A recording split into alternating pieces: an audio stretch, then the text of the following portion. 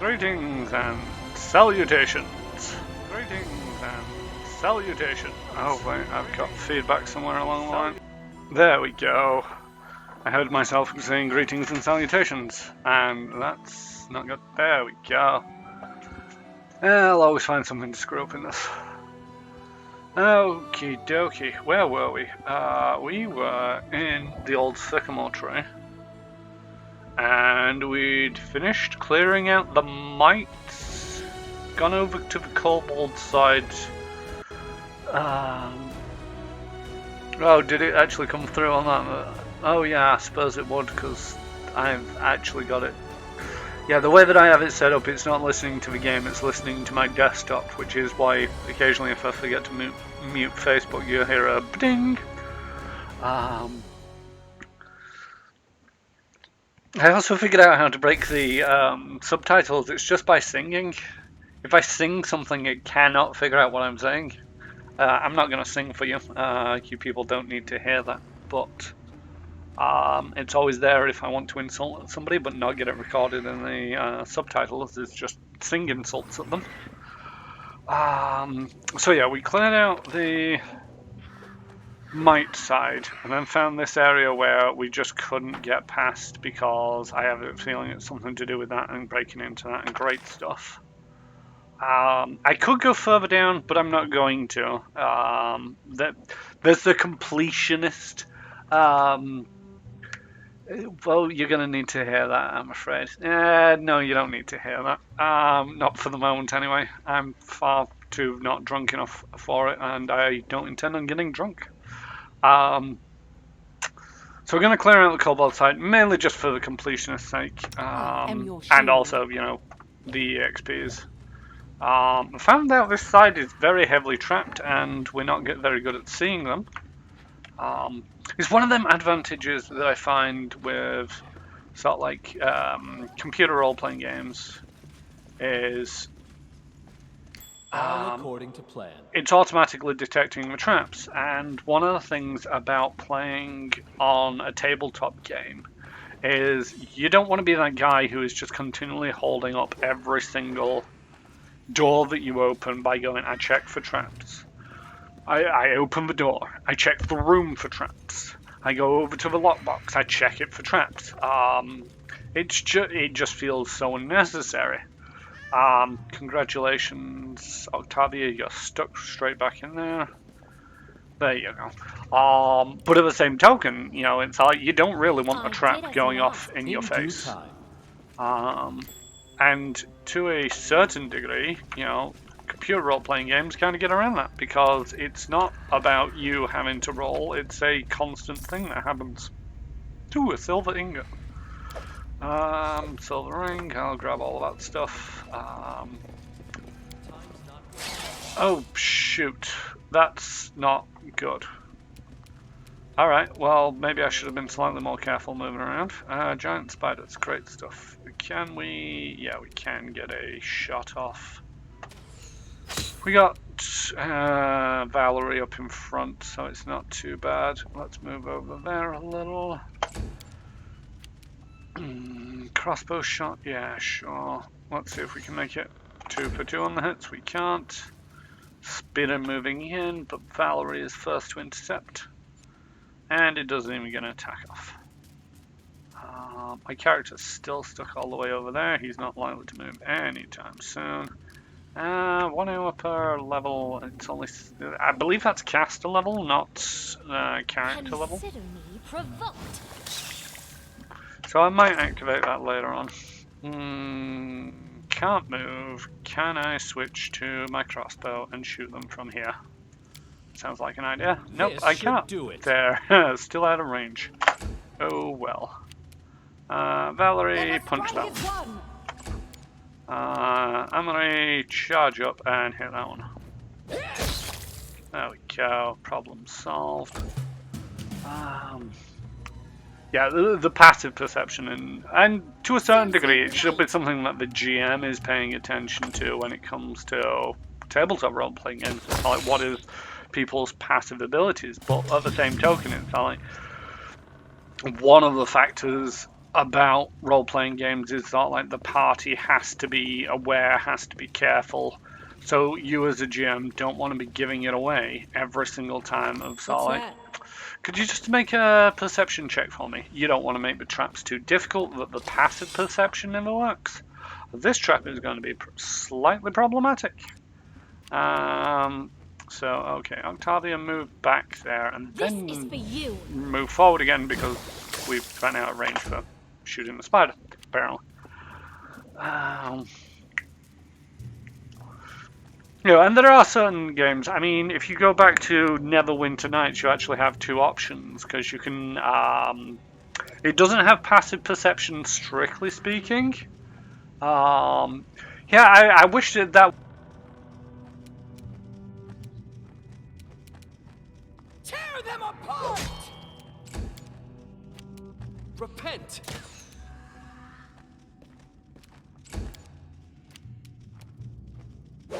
Justice!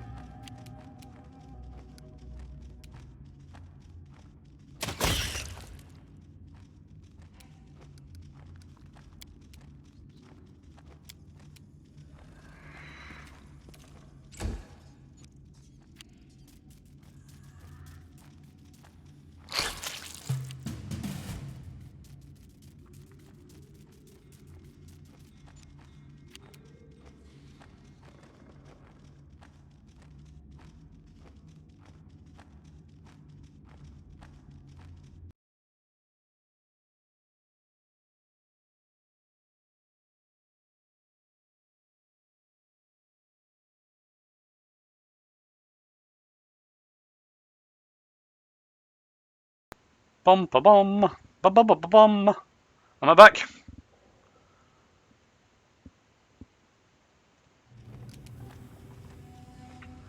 I do believe I'm back now. The little volume bar is bouncing up and down when I say anything. If not, you'll... I return. Yeah, I don't know what happened there. I unplugged the microphone, I plugged it back in again, and it worked. Technology for you, ain't it brilliant? I have thought about getting actually a slightly better microphone and maybe a camera. I think I mentioned the camera last stream. I mean, I was kind of saying, no, that wasn't singing. That was more just bumming.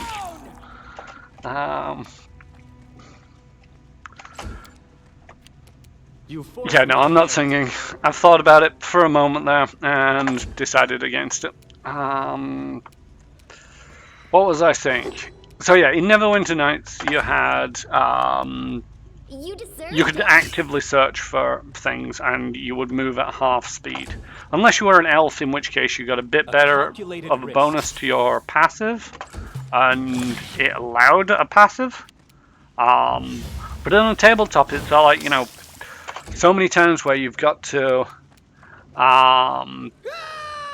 try to concentrate on everything else that's going on as a GM, and then it's all like, okay, and oh, you move there, yeah, that's a trap, it goes off in your face, and then the players are like, but what? How come the guy with the passive perception didn't manage to see it? And then it's all like, oh, wait, yeah. You see that? Really high passive perception. Okay, so they saw the trap before it went off, and it kind of wrecks the flow. All you've got to do, as I will quite frequently do, is, you know, if a passive perception doesn't overwhelm it excessively. If the passive perception... Oh, hello. A memento from times long past, a well-grounded antiquities collector might pay handsomely for Taldan's Warrior's Dog Tag. Taladan Warrior's Dog Tag. Wonder who or what is. You'll need some special equipment to move it. Oh. Fair enough. Where's that going? Oh, that's going down as well. So that's another downwards that I can do. Wonder if I'm actually supposed to sort of like go down and then come back up. Who knows? I think this is the way that I want to go. Oh look, more giant centipedes. 1, 2, 3, 4, 5, 6. Yes, go, move. Acid splash. This is also another great thing. I've mentioned it previously.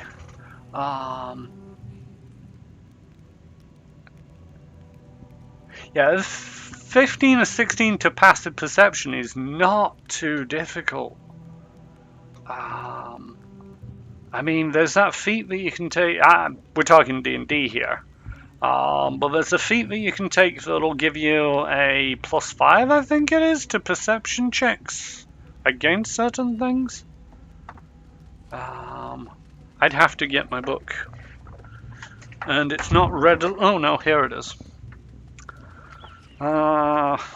Sorry, I'm now sort of like, I'm pretty sure 15, 16 isn't that much to write home about, but I might be misremembering. It depends on whether a feat does what I think it does. But I need to look it up in the book because I can never remember. Keen mind and spinning, healer, great weapon, grappler, elemental, durable. Alert. Nope. It's not alert. That's bonus to perception check. Initiative checks. I mean, yeah. I can't see one off just flicking through it right there, but 15, 16, yeah, they might start noticing things, but at the same token, by the time that you're level 5, the perception checks tend to increase to the point where it's 17, 18 you need to get it. So it feels like this running battle between, what the players would like passive perception to do, and what it actually does do, which isn't much, and I can't see anybody. So I don't know what we're doing still in combat. Oh, we got another bug inbound. Stab at them, Valerie. Do we have... Oh, we've got another one. Are they coming up over the edge? Oh no, there we are. Tristan, go shoot that thing. Feet observant. Need to go back because he's just said observant, but he's not actually told me what it does. Book.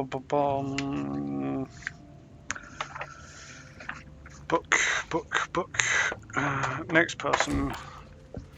Go stand beside Valerie and end turn. Book.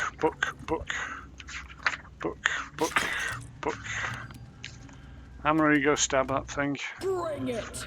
Book. Using... No, I think I've gone too far now. I can't remember where anything is. Adventuring, saving throws. No, I think I'm too far there. Observant should be... No, it's at the end of this chapter. Observant. Yeah, you have a +5 bonus to your passive wisdom, perception, and passive intelligence investigation scores. So yeah, if you really want to break it, take a rogue. Why a rogue, you might wonder? Well, a rogue can have expertise in something. Make them a mastermind so that it actually kind of works out there. Take the observant feat, make them human because you get a feat at first level.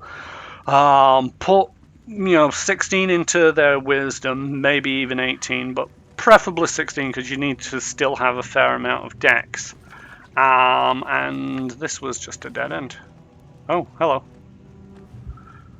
Never thought these burrows had chambers like this.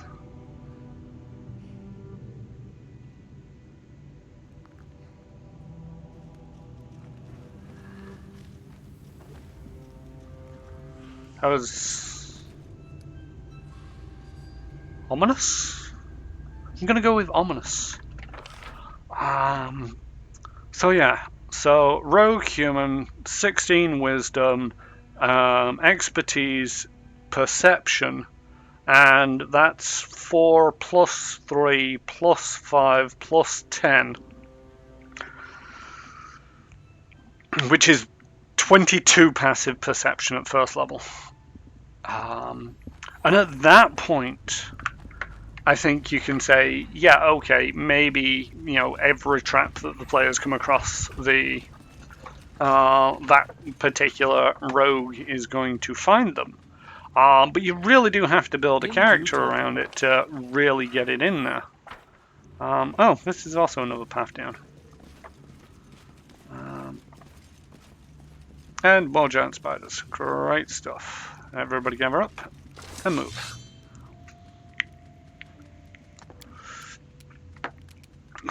And to a certain degree, you know, by doing that with a 22 passive perception, also if you go online and dig around in, you know, certain places for different tweets and whatnot, there's actually one from the guy who was lead designer of it. Mike Myers, I believe? Mike Mills? Mike something. And basically one of the things is sort of like, you cannot, in theory, roll. You know, if you roll your perception... Oh, congratulations, Amory. You've just triggered another trap, and you might have screwed some people up. Let's hope Valerie isn't stuck in place. Although she kind of looks like she is. Although everybody kind of looks like they are. That spider. So it's come to this. Yeah, do me a favor and start tanking. Okay, we're gonna stab. We're gonna miss again on a natural one. I'm pretty sure that's 2 in a row now. We're gonna start moving away, because being that close as a rogue is terrible. But yeah, so if you roll for your perception check but fail to get more than your passive perception, because it's passive, the GM, even if you say, oh, I check this door for traps, before they've done the thing against your passive, should actually use your passive as a minimum. And for a guy who cannot roll dice, as we can quite clearly see on my 2 natural ones from the rogue just trying to stab something, you know, it's really useful skill to have. But then, you know, you've got the problem of, you know, really kind of screwing things over for the GM. You know, unless they decide to rewrite a adventure module, or if they're homebrewing, write it so that, you know, their traps are, This will hurt.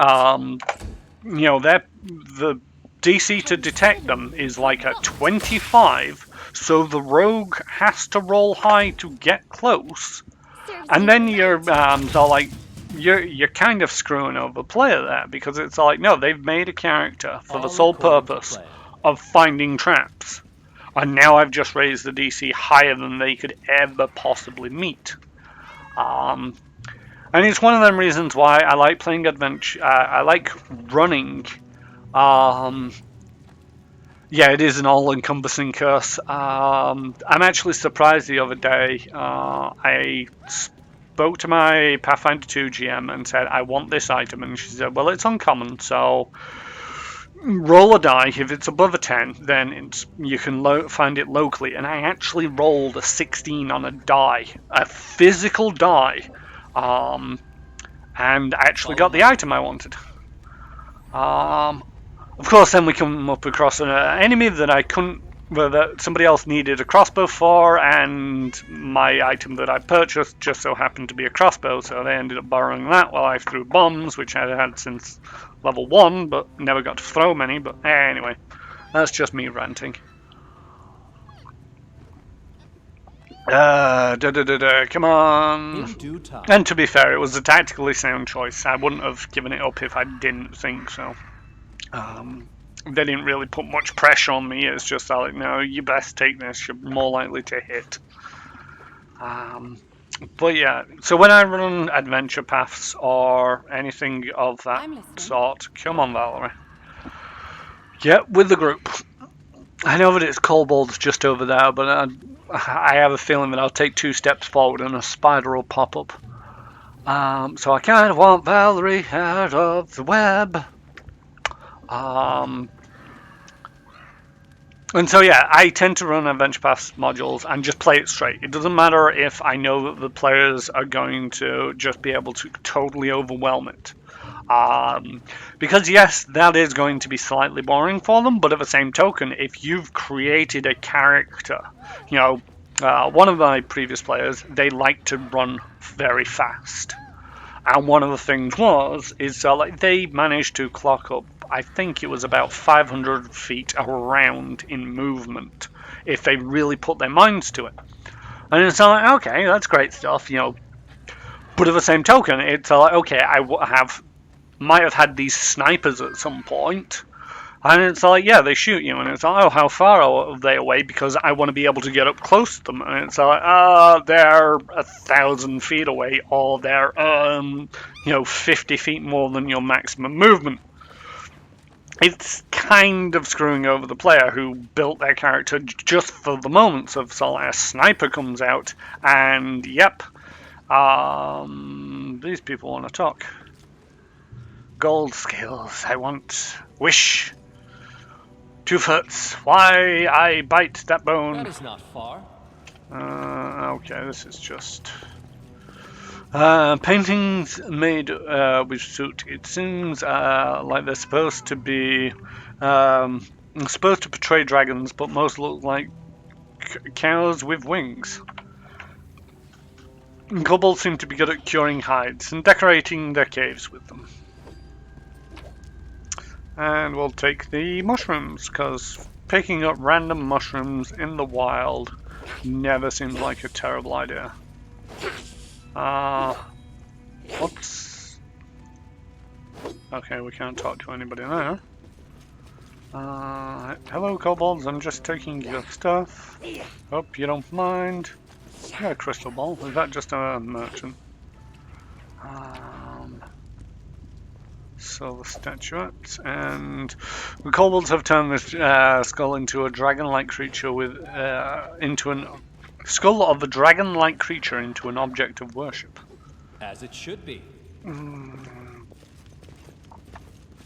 Okay, that's a room full of kobolds. That web trap is still going off. I mean, it kind of looks like a dragon skull. I've gone too far away from it now. But it said that it was a dragon-like creature. Charge into more spiders. So yeah, I'm not a massive fan when GMs, I appreciate that, it's like, okay, I've got this cool trap that I really want to go off. So I'm going to make sure that it goes off. And to a certain degree, there's ways and means of making sure that things go off when it comes to players. You just have to know how to give them the right incentive to do something daft, like step on the trap. And I have a feeling that the game audio is going weird. Hopefully it's only because... No, we seem to be losing everything. Oh no, it is. It's basically putting me over here, which environmentally is too far away to be able to hear them. So I don't know how to stop that from happening. I've zoomed all the way in.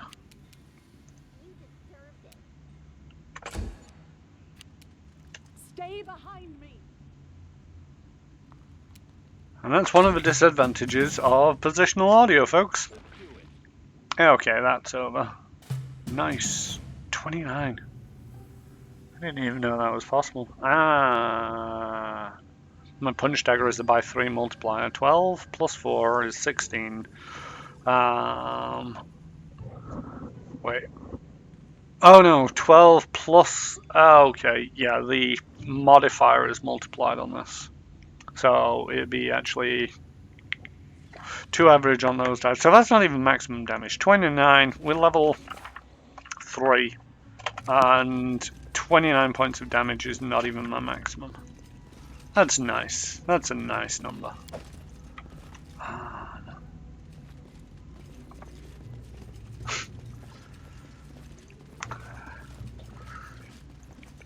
Yes, the age-old question to that. All according to plan.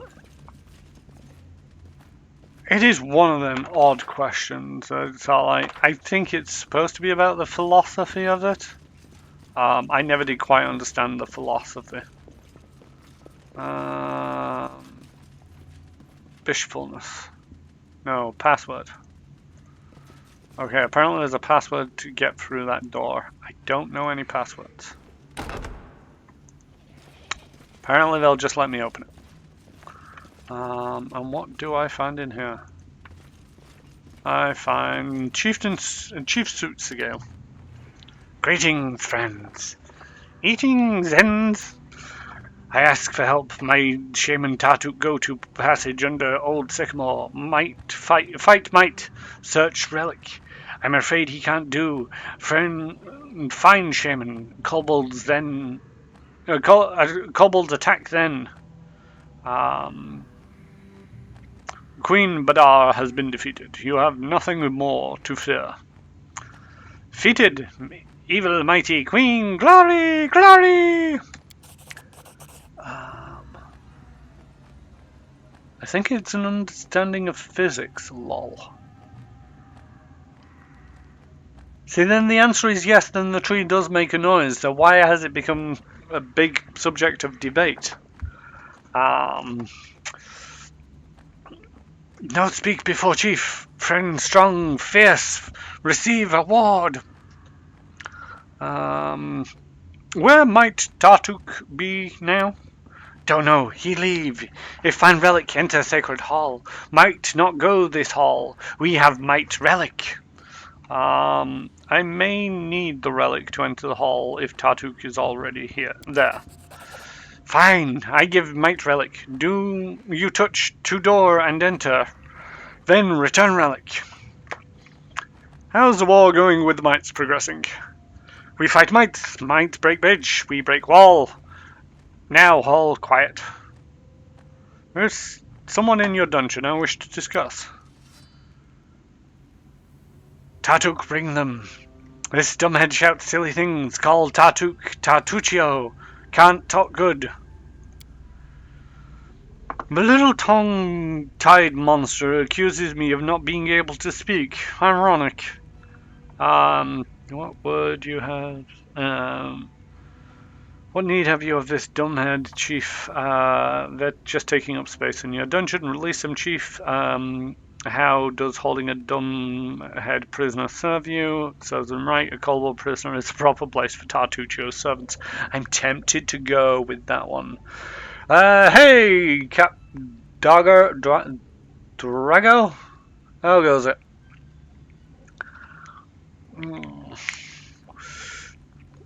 What need have you of this dumbhead, Chief? They're just taking up space in your dungeon.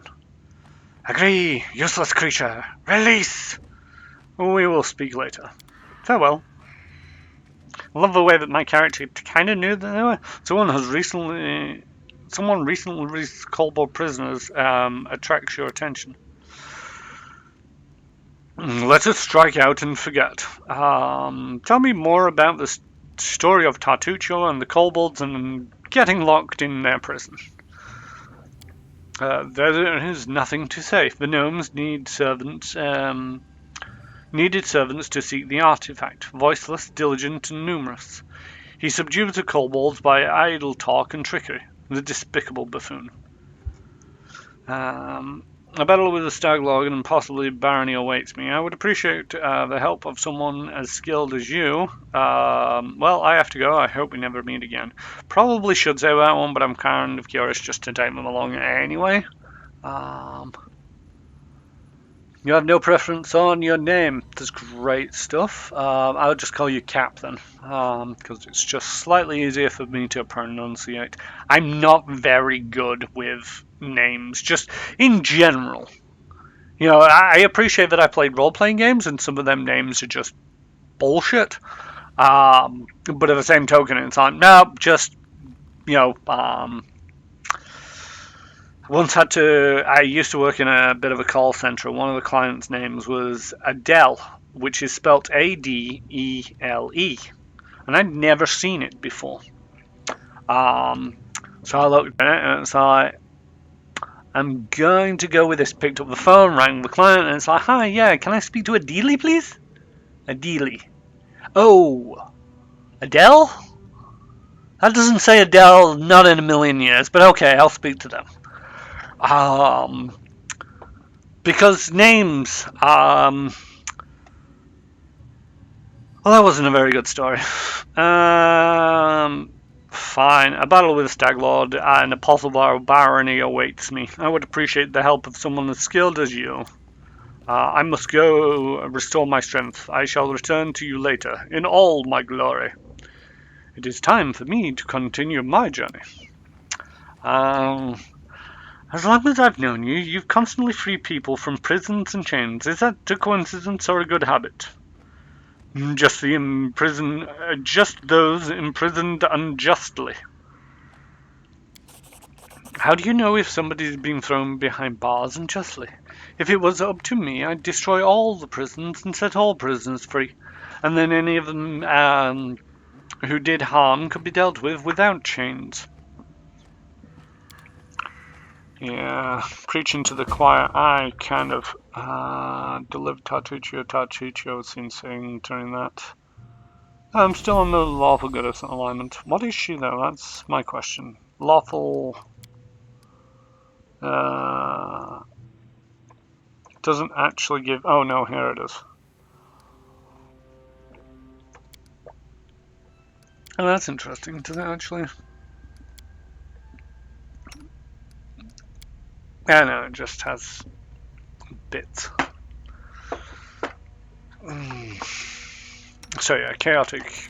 Good, that's what she is. Alright, let's see if I can grab anything that's not currently bolted to the floor. I'm a rogue after all. I believe I found something. All the things, honey and fruits.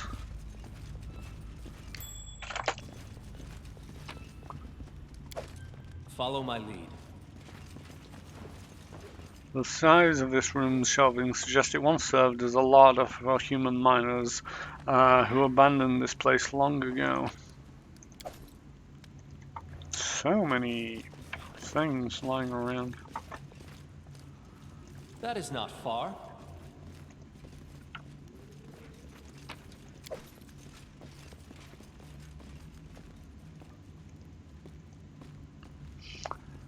In due time.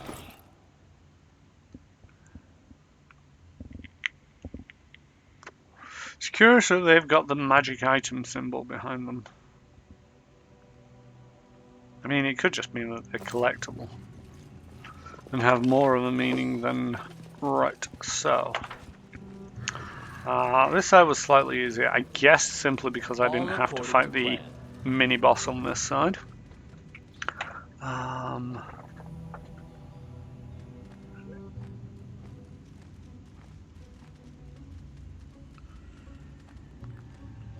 Oh yeah, I call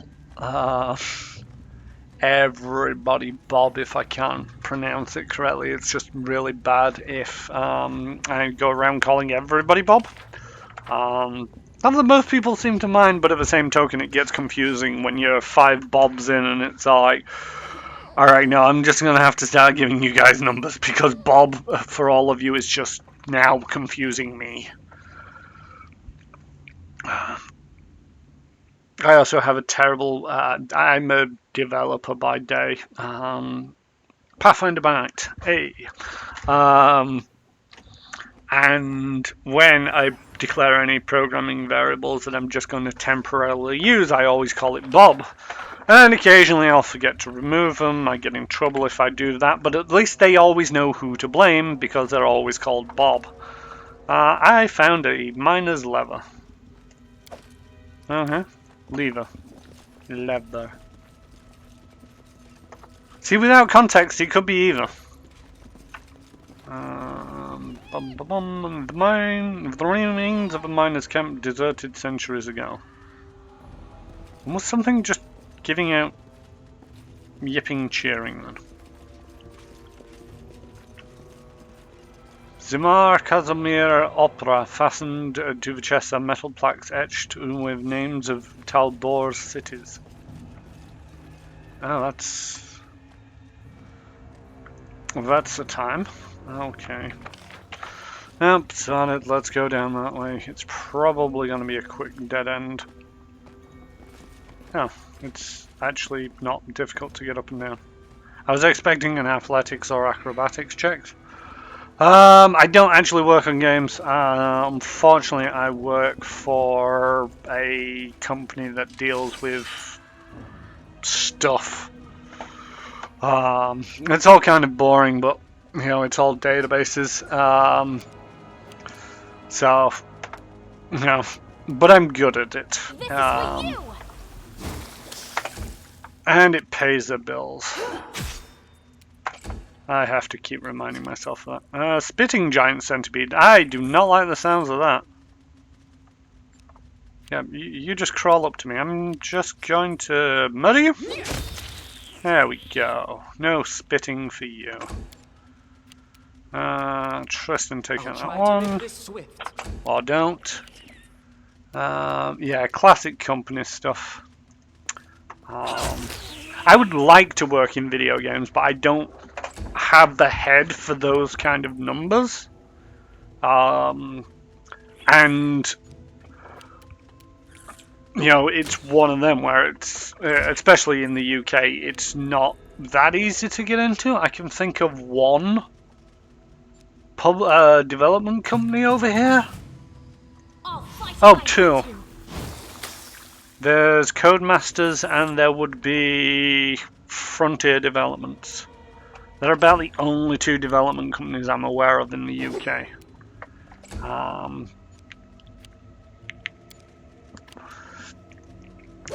And they're both down south, as far as I can remember. Oh, Rare might actually be a UK one.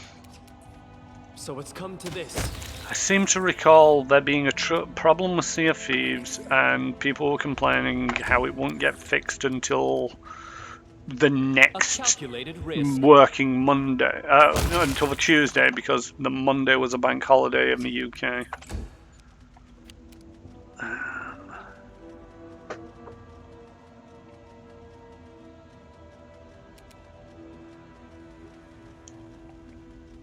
I'd like to make a stream-based game myself, you know, like Stream Captains. I've not heard of Stream Captains. You know, a fight's easy when you're really not paying attention to it. A great battle between kobolds and mites took place here. It would seem impossible to tell who won. Well, I think they say that, you know, in war nobody wins. And that might be true for the kobolds and the mites. Now that this is going a lot bigger, I'm tempted to go this way. Because I have a feeling that this is going to loop into this. I might be wrong. Yep, this is actually a dead end. Alright, I know that I'm backtracking a little. But I'm a completionist at heart.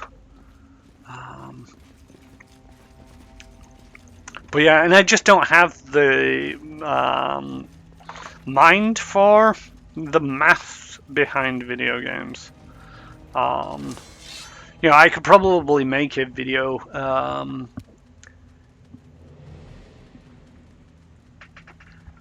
Okay, I might give it a look.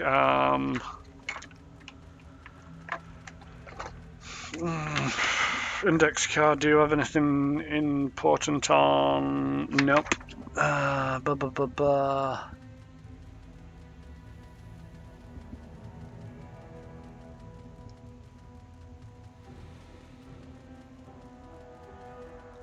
Yeah,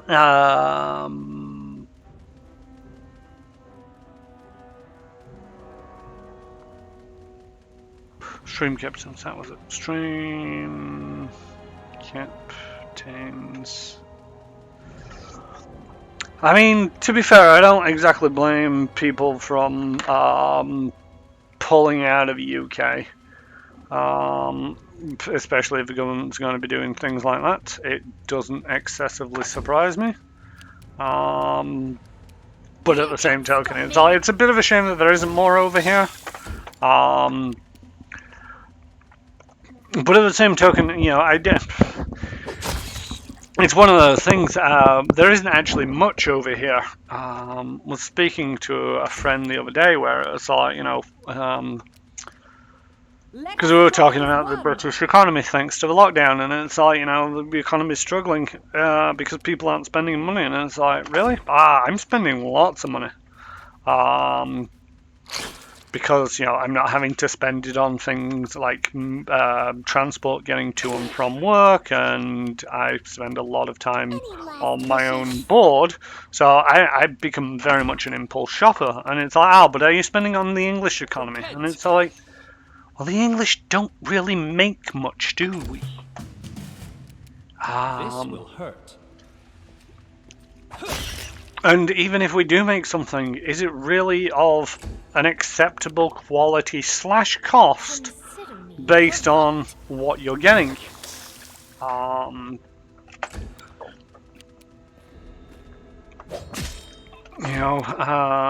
He mentioned about the like face masks, seeing as though everybody needs a face mask these days, and it's like, they're so expensive, and it's like, why? What are you spending on a face mask? And it's like, it's about 20 quid for a decent one made here in the UK, and it's like, I got mine from other countries As it should be. for cheaper than that, and they've actually got designs on them that I like. So yeah. It's like, the British economy is pretty much up shit creek without a paddle. And ain't nothing going to change about that until, something changes.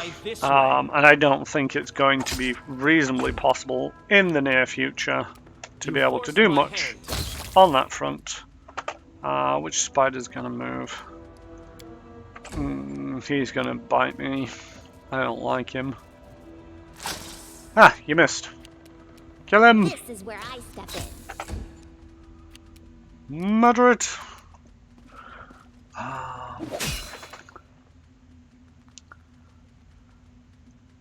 Yeah. And I think to a certain degree, one of the more difficult things about video games.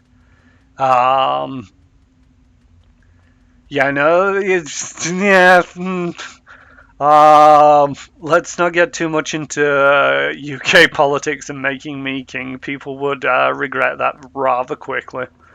But yeah, one of the problems with video games versus any other sort of like media business is actually being able to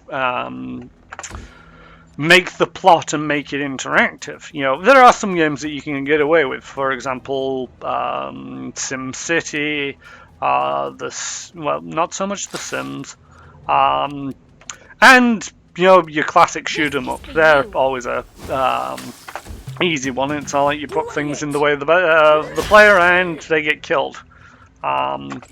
Level design, yes, is important so that players don't get too badly lost, but at the same token, it's not the end of the world if your level design isn't quite up there.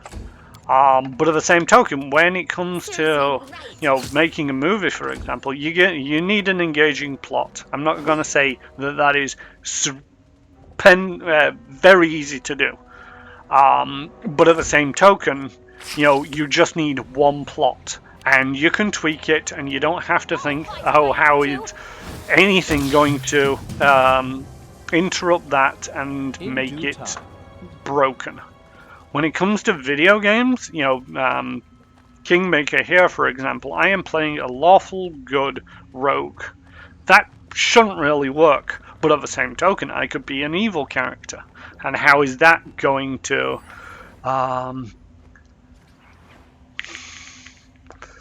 First person shoot, a barrel killed my father, and now I seek revenge on all barrels.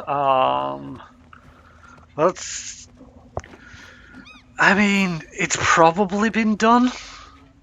I know that people like shooting barrels, thanks to Doom. I want a little bit of healing on Chiron. Everybody's a little bit injured, so let's channel some positive healing. We. And we just tripped over another trap. That giant spider looks more gianty than the rest. Oh, that's a level, or it's a CR7. I don't know. It says 7 vermin. It's got 39 hit points.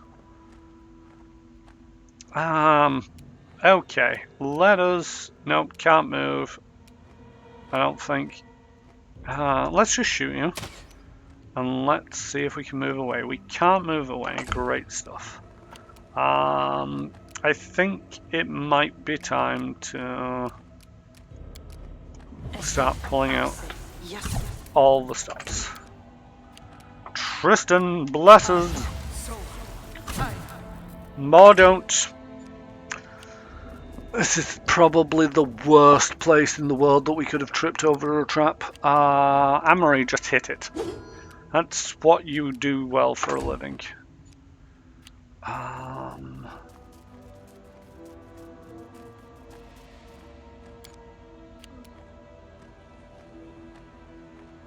Yeah, I mean, I don't really appreciate those kind of games either. I'm 6 of one and half a dozen of the other on the concept of DLLs. DEC. It's been a long day and I've been programming, so everything is DLLs. DLC, that's a word that I wanted to use. Because to a certain degree, if the game is, one of the things that bamboozles me a little bit is that, like, you get a mobile game that is free, and then you can enjoy it for as much as it is a game, just without paying anything. But a lot of the time, a lot of them games is rely on making money, and the way that they make money, please don't fail me there. There we go. Let's start getting some bless out, because hopefully they still won't be able to finish off that spider. Thank you, Emery. And move over to that other spider. Can I stab this guy? I can stab that guy. I can't move, but I can. Oh no, I can move. Stay behind me. Nope. Let us strike as one. I'm not a fan of those games, and to a certain degree, it's all like, well, I'm not a fan of them, so I just don't buy them. I don't invest any money in them. I can't say that I blame them for trying to take advantage of people by, it's like, here's the game, pay to win.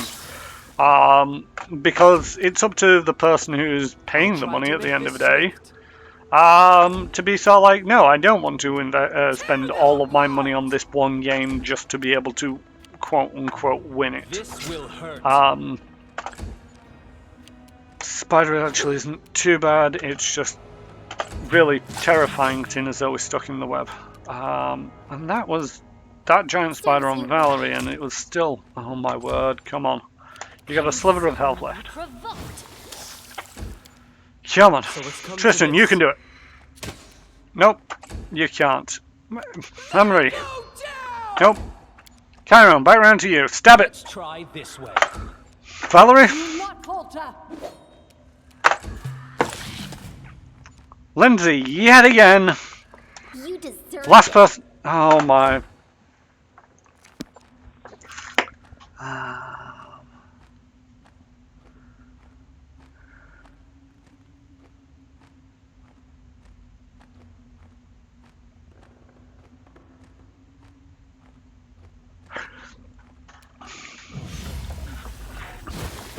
There we go. Finally somebody hit it. That is not far. Right, everybody just walk out the webs while I talk to my chat. Yeah, I'm not a big fan of them, but at the same token, it's all like, just let them be. It's not worth raising the blood pressure over arguing about them being terrible games. If they're terrible, then you just leave them to fester in a corner and they'll eventually die off. The fact that they're not dying off means that somebody finds them appealing somewhere along the line. I'll take all the things. That was a Rostov Soulord's empty sheath. Oh, it's more of a trinket again. And a chest with magical stuff. Wand of True Strike. The Wand of True Strike can only be used, well, yeah, you can use it, and that might be useful. Oh, can Octavia use it? Because Octavia has some very interesting spells. Yeah, that might be an idea. Alright, Lindsay, you've got a Wander of Expeditious Retreat, and we have a Cloak of Resistance 1 to all saving throws. Okay, I think I've got something equivalent. Resistance and more to poison. Tristan, you keep getting poisoned a lot. You got a -1. Ooh, you've also apparently got a level up. Do you? I can't see it. It's saying level up there. You're not ready for a level up. Hey, level up time. Ooh, got a point. Let's put that into wisdom because wisdom is always nice. 4 points. That's an easy call. And that was it. Need to do his spells before we go resting again. And you've also got a nice shiny little cloak, which gives you reflex save of a 0 at least. You are actually really, really badly injured or damaged on the dex, I believe. Yeah. So that's probably why it's so bad at the moment. I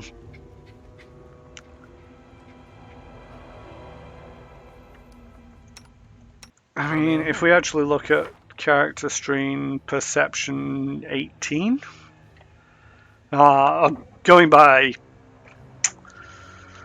D&D rules, that'd be an 18. But you know, this is Pathfinder, so the modifiers are going to get ridiculous at some point. I don't really want to continue without Tristan.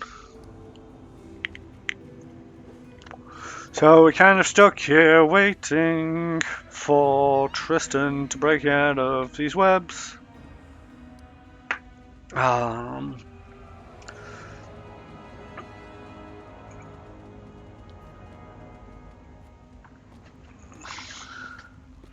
can see why bad blood is useful, but I'm not giving anything.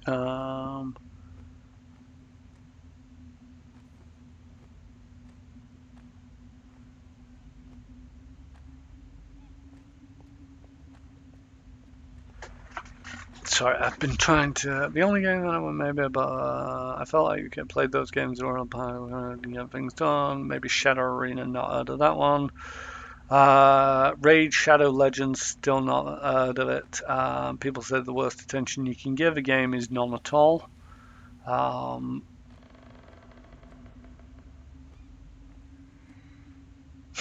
Get off the web, Tristan, we're going outside. We're not actually going outside, we're going deeper into this dungeon and hopefully not triggering any more of these traps.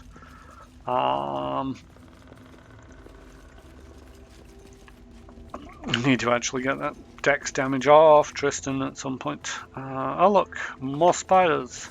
Isn't that a surprise, folks? But yeah, you know, it's all like, if people want to play them, then let them play them. It's probably just people just mind-numbingly killing time. I like, you know, I like a lot of video games. I play lots of video games, and I'll probably never stop playing video games. And I've bought ones which are, you know, Bejeweled 3, I think it was. I own that. I spent good money on it because it was just nice, mindless entertainment for a short while, and it was on sale. Don't get me wrong, I didn't pay, you know, AAA gamer price for it.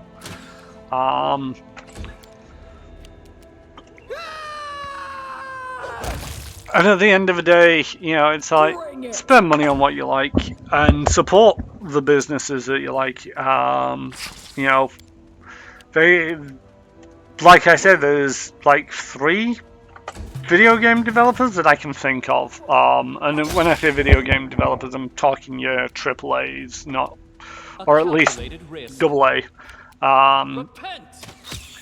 studios, because I'm bet you bottom dollar there's hundreds of them out there who are just not, they're the indie gamer bunch. Not to say that indie games aren't good, it's just, you've very rarely heard of them until they go defunct. And they say, oh god, we're never going to get another whatever game.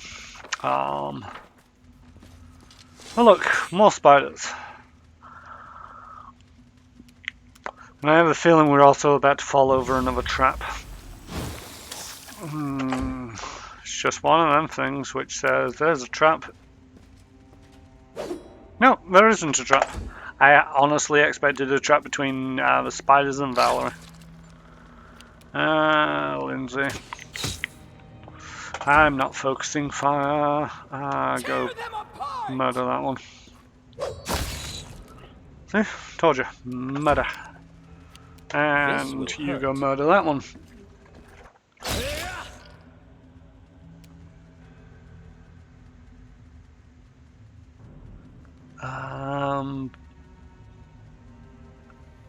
Yeah, no, you're just getting brainwashed.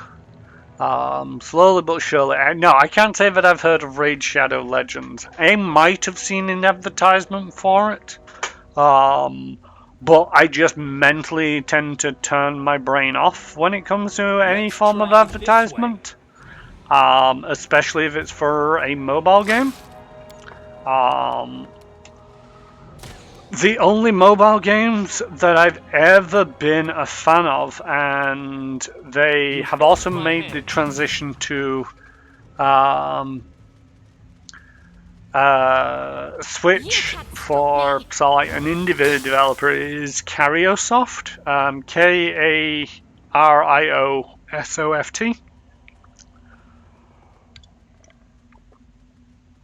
And yes, their games weren't, spectacular. They would never be a AAA game. But for a mobile game, they were actually fairly...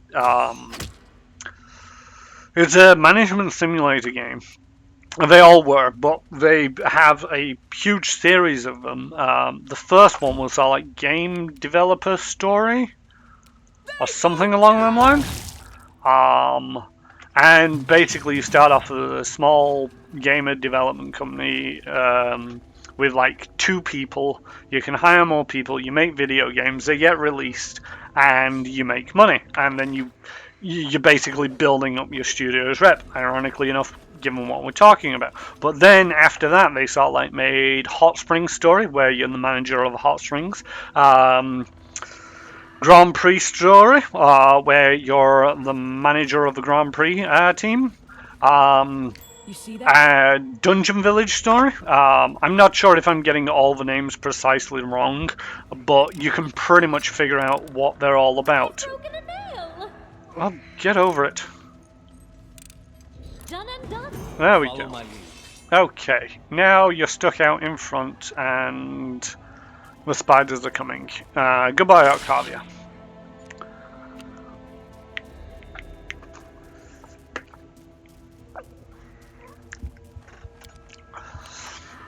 But yeah, and off the top of my head, I possibly am not a great person when it comes to like indie studios. Last wishes. Because there's a great number of indie games that I enjoy. Monster Train, Banners of Ruin, 2 that I've played on my videos. Go check them out on my YouTube. If you want to see how they went during my playthroughs. RimWorld, which is something that a friend has recommended that I play a stream of at some point. Very tempted, but it is one of them games where it's probably going to take me forever to do it. Because I play it a little bit more like SimCity than I do I'll try to make this swift. whatever it's supposed to be. And for the life of me, I cannot remember the development studio behind any of these games that I've just mentioned. This is where I step in. Bring it!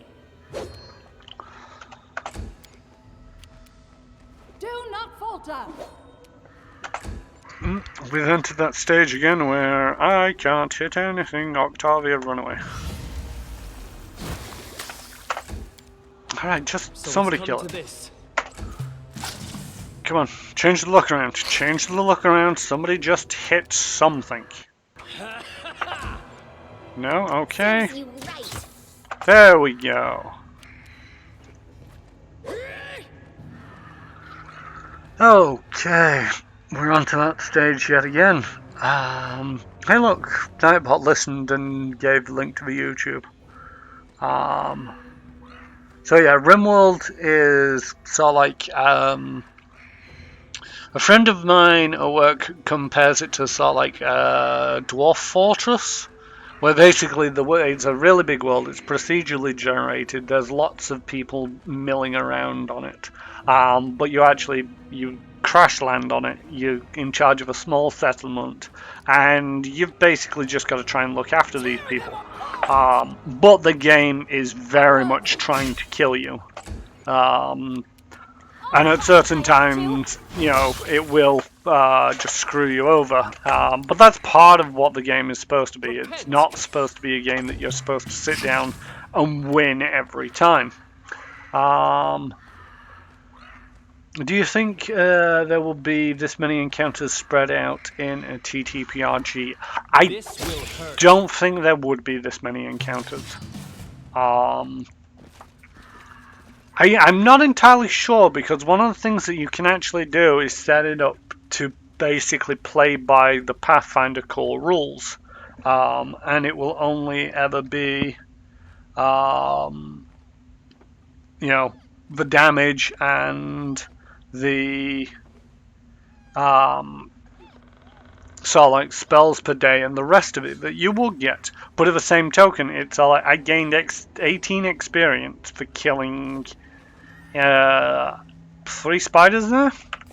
18 experience each, 6 people, 60, 6 times 8, 6 times 6, 48, plus the original, what did I say?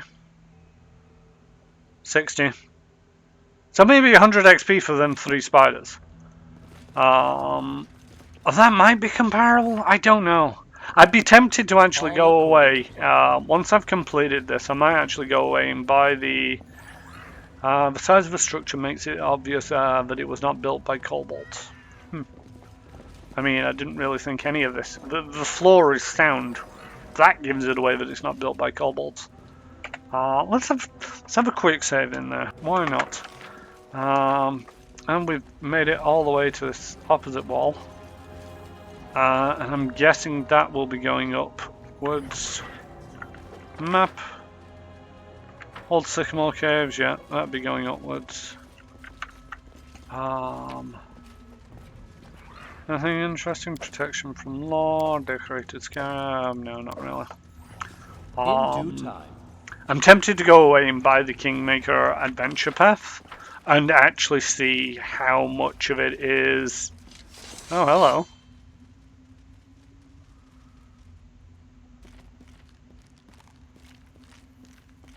Accurate to the video game.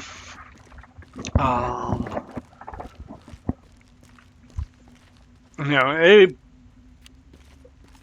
I don't think there'd be this many. Ooh, that was rough. Okay.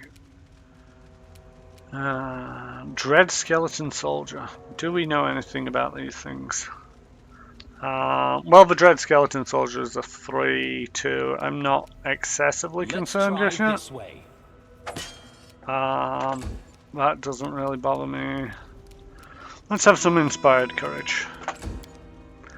Amory. Ooh, reduced 2-8. DR 5 or slashing 5. Damage reduction, exception, bludgeoning. Okay, well, Amory doesn't have a bludgeoning weapon.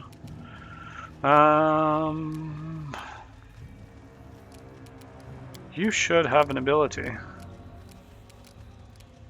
Do you have an ability? Rebuke death. Touch one friendly creature. Nope. Here we go. Positive energy damage undead. Okay, well everybody's not really gathered around enough for that just yet. So we're gonna poke you with that and then move you forward. Maybe next round I'm gonna damage them all.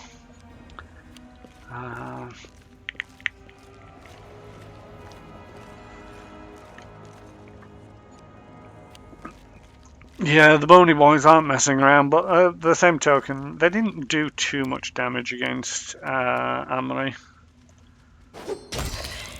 And they die easily enough. There's just a lot of them. How many hit points are we looking at? 9-ish. Alright. Damage reduction doesn't count on acid splash.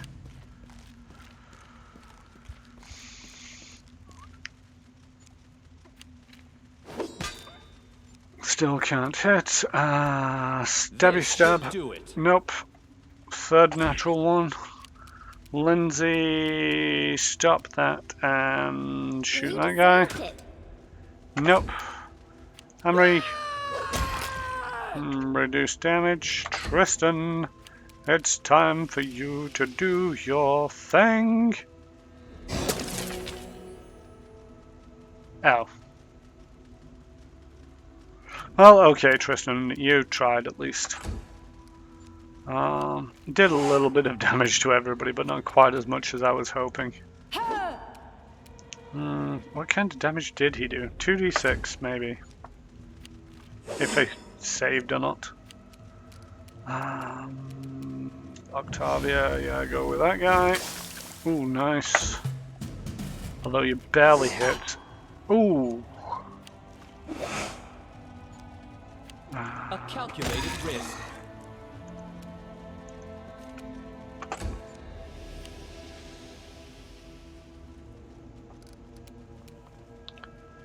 Any last wishes? No turn on that. No. Well,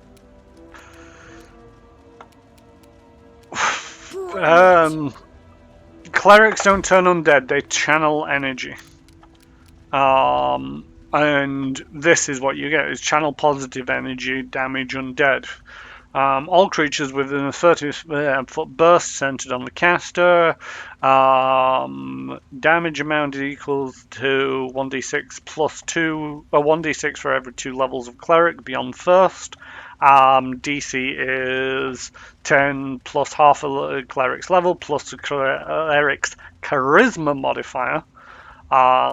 Which is one of the reasons that makes clerics a little bit awkward to play at times. And you basically get these, and you get so many a day.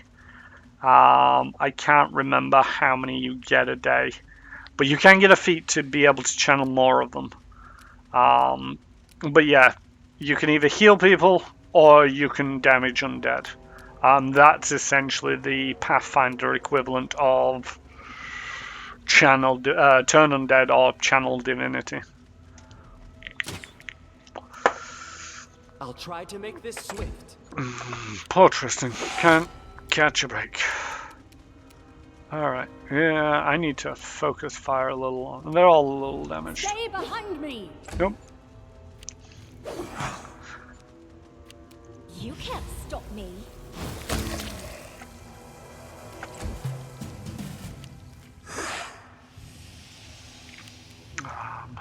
And one of the things that I'm not a massive fan about in D&D is turn undead. It's great at like first level, maybe. But you get to some of the later levels and turn undead just does absolutely nothing unless you're fighting mooks. Because it's a save and the save doesn't go up excessively high enough. For my liking in D&D. So if you're not careful, it's like, yeah, great, you can channel divinity, turn undead, and it literally does nothing. At least in this, it might not be doing much when you roll badly, but at level 20, For example, you're doing 11d6 worth of damage, save for half, against all undead within an area. So even if you are surrounded by mooks, you're likely to kill them all just by sheer amount of damage you can do on a save. If you're going up against specialized undead, then they might make the saves, but at least you're doing some damage. Now, the wonderful task of figuring out if they've got anything. Oh, it's actually kind of expensive, but it's also kind of heavy, so I'm just going to leave it there. Bum ba bum, bum ba bum, masterwork. Masterwork. And what is squeaking? I think it's a red panda. That's a cat.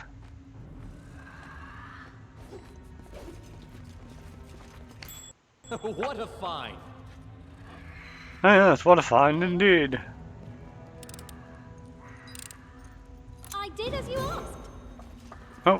Oh, everybody's leveled up. So this is not something that I was expecting to see in the middle of this dungeon. It seems, the past seems to haunt me. I didn't expect to see a shrine to Shaylin in these dungeon depths. Okay, so apparently that's Shaylin. A rock hewn from rock. This word. This statue is hewn. The statue is hewn from the rock, but with a hint of refinement. The inscription reads, "To our goddess Shaylin, whose gifts we yearn for here in the darkness." And I'll loot the place. Is there anything else I can do with that? Supply of your attention. Oh, there's more stuff. Alright, it's time to level everybody up. This is the boring part if you're not interested in this. Still got another hour to go, so probably we'll have this finished off. I'm going to stick with pure classing, mainly because I don't really know what I want to multi-class into for this game. Level 4, get a bonus combat feat. Nice stuff. Oh yeah, ability point. Let's have some more constitution. Don't mind if I do. Let's round up some of them odd numbers. Let's put a point in that, and a point in that. Because why not? Next, we go on to the feats. Yeah, feat. Missile shield. You must be using your shield to use this feat. Great stuff. She's a tower specialist. Once per round, when you would normally be hit by a ranged weapon, not include magical effect, natural attacks, or massive range weapons, you may deflect it so that you take no damage. As if you had deflect arrows feat. You must be aware of attack and not flat-footed. That's not bad. Power attack I don't really want to do because her attack roll is already in the pits. Power attack, yes, it gets more damage, but no, it means it's also more difficult to hit.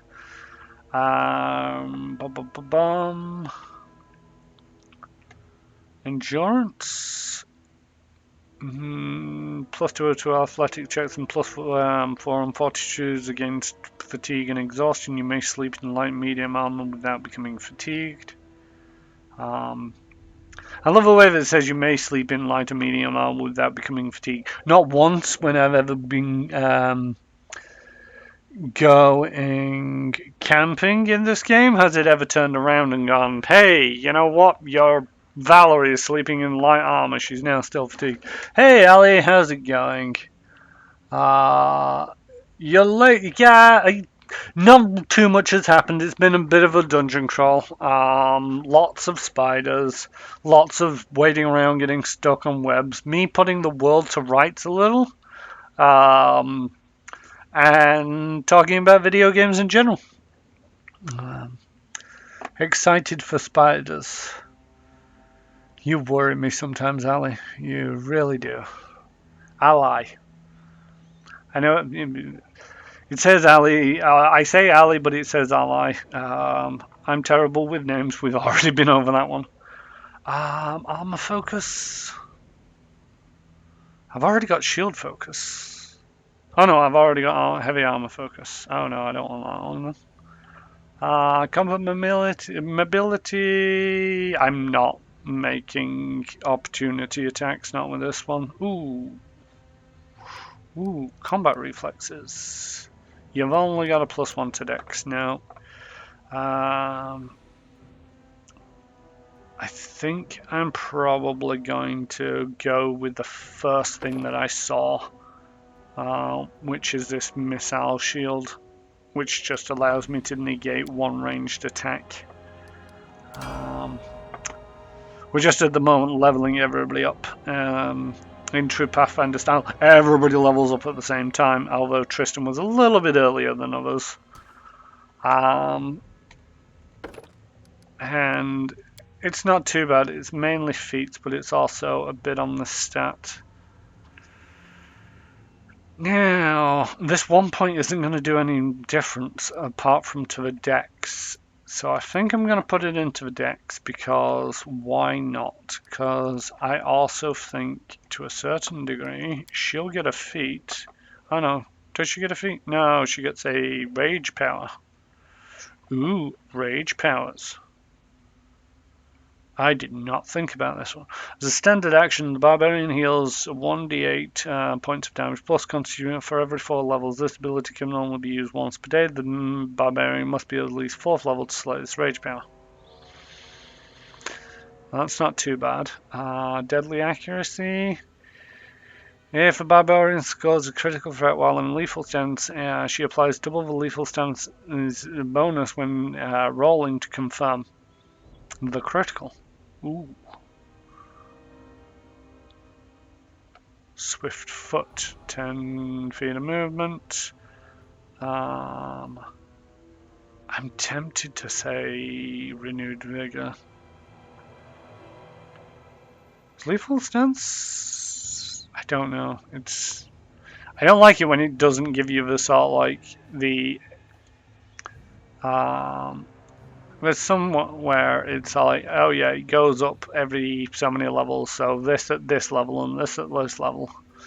Dodge to an armor class for a current range. See, you can only be in one stance, and I like the lethal stance. I think I'm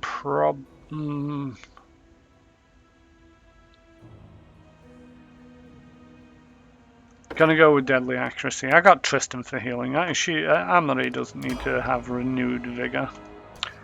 Now the all important me. Rogue. Next. Gonna put it out in Dex. Let's see how this goes. Why do I occasionally get the additional one to put into Knowledge World? Who knows? Well, probably somebody who knows the rules better. Rogue talent. Oh, I get a rogue talent. Debilitating injury at 4th level whenever rolls deal snack damage.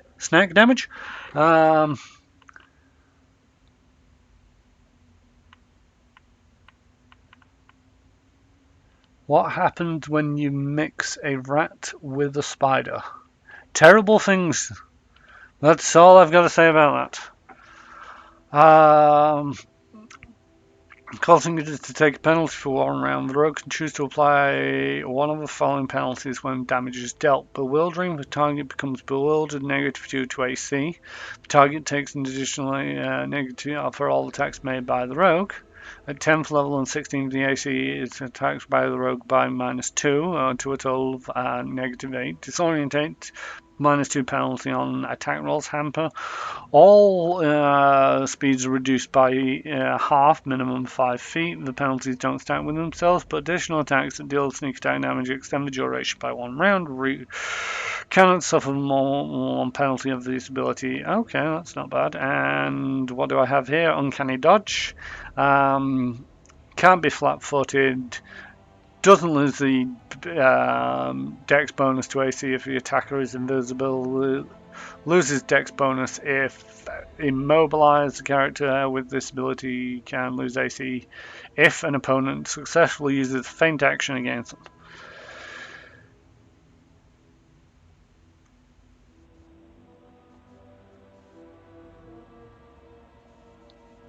Can no longer be flanked. See, that's curious.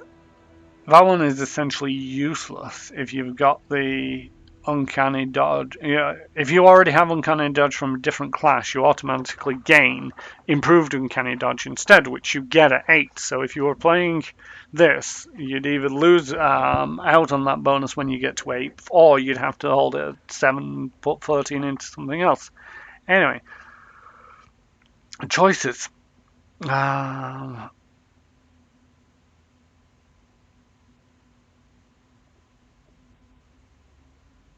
When a character is confused and hits a creature with melee attack, oh yeah. Focusing attack. Oh, that's interesting. Slow reactions. Opponents damaged by a sneak attack can't make attacks of opportunity from around terrain master. No. Intimidating. No. Weapon focus. I think I've already got a weapon focus. Did I take weapon focus? Yeah, weapon focus punch dagger. So I don't really need that. Fast stealth, not interested. Gain a bonus combat feat, nah. Perception checks. Iron gut. Yeah, no, I'm probably going to go with this. One of these focuses. Let's go with shaken. So now when I hit things, I can remove a shaking condition.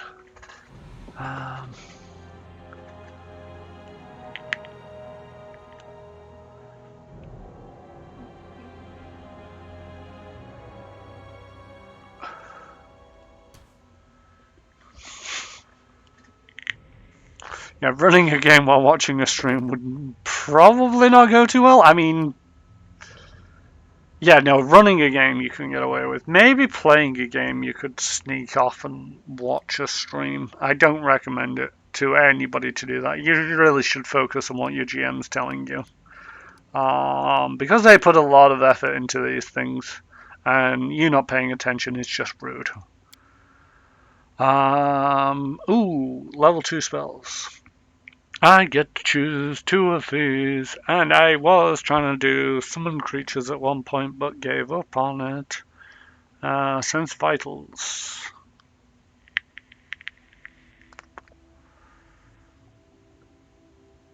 Nope, don't like it. Ooh.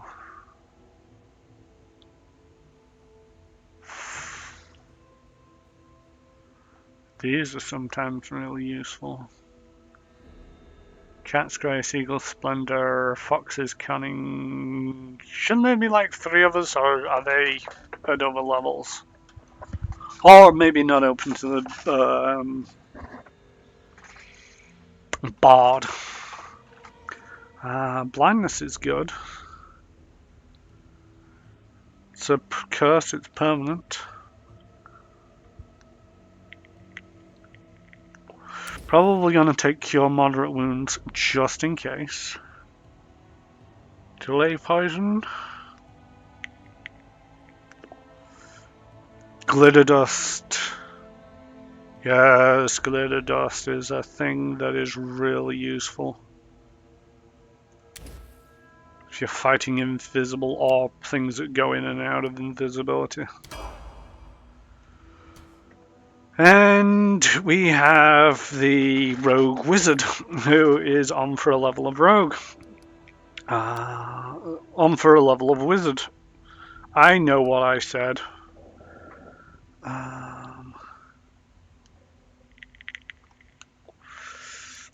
bum, bum, bum, bum. And we've got one more point to put in something else. We'll put it in World Knowledge. And you get another 2 first level spells. these are down thumbed because you're a transmutation and your opposing schools are obturation and necromancy. What do they do?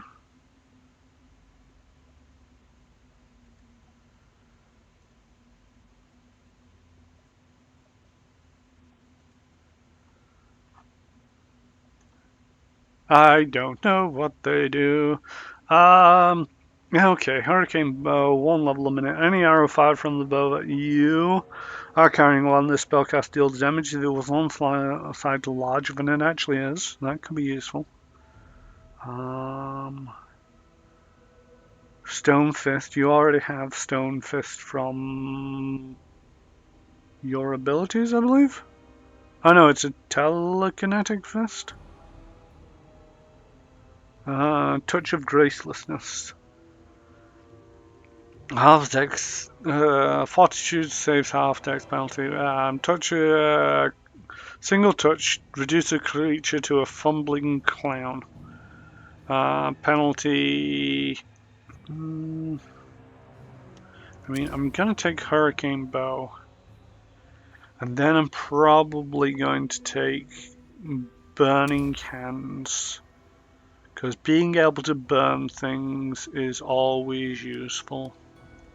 Just in case. And that's everybody, so let's just take a quick look at spellbooks. You don't have spells, you don't have spells, you don't have spells, you have spells, but all of yours are just prepared. You have spells, and you got one more spell slot, and we're going to put the Hurricane Bow in there. I should think about removing the Mage Armor, because I never use it, but I probably should. The thing is, she's only a level 2 wizard, which means it lasts 2 hours, which is no time, really. And Tristan, we've not been preparing your spells at all. Lesser Restoration. Let's have one of those.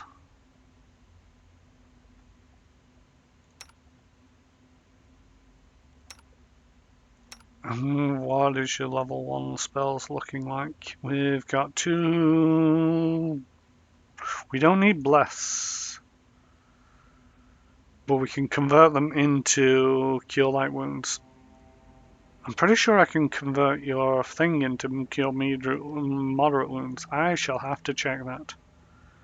Can we move that there? Yeah, we can move that there. That's Shield of Faith. Remove Fear is annoying. I mean, it's not annoying. It's really useful because Fear is annoying. Let's take a Bane.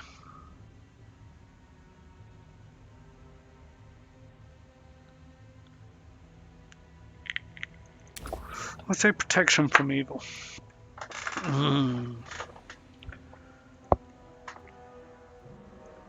The Hurricane Bow. So, in Pathfinder, first edition, it got left out of second edition, but they actually did weapons modifications depending on size.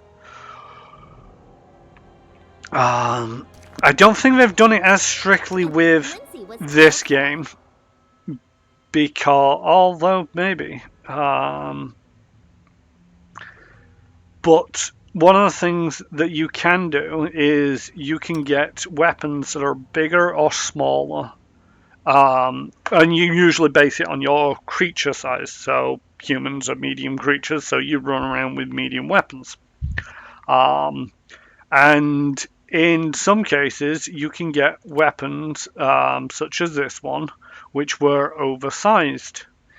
And it deals more damage, but is more difficult to wield as a medium creature. What the Hurricane Bow does is it changes, it deals damage as if the bow was one size category larger. So where a normal longbow deals 1d8, a large longbow deals 2d6. Yeah, bigger sword, bigger hurt, and smaller sword, smaller hurt. It's one of them.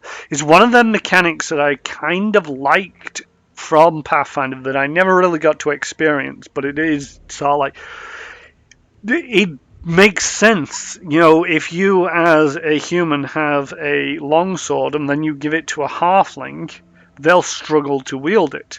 But if you get a long sword and you make it the size for a halfling, it can't possibly do as much damage because it's smaller.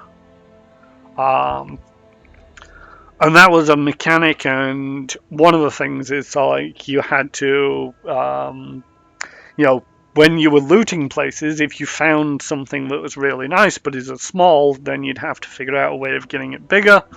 There's some feats and abilities that allow you to do that, but it's completely absent from Pathfinder 2nd edition, and it is absent from just about That is not every other TTRPG I've ever heard of. I think one of the problems is it can be a little bit of a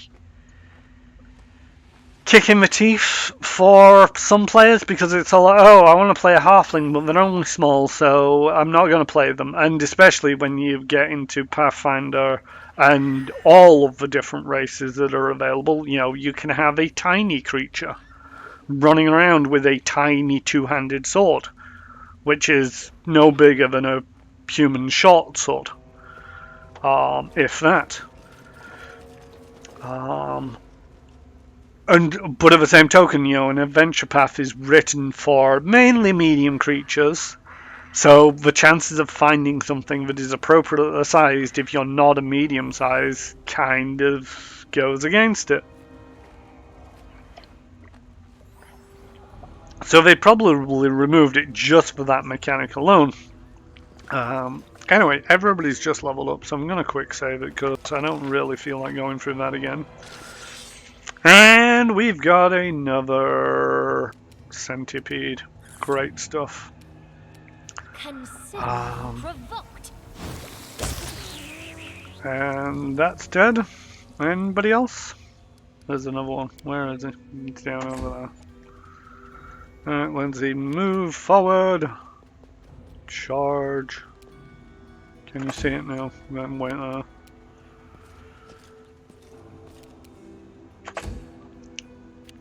Hey, it's moving.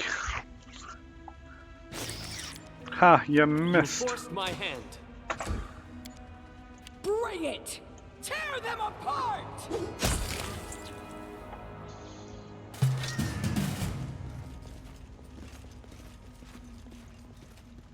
Oh, it's another thing to get me in. Starting to get the feeling that it really wants me to go down.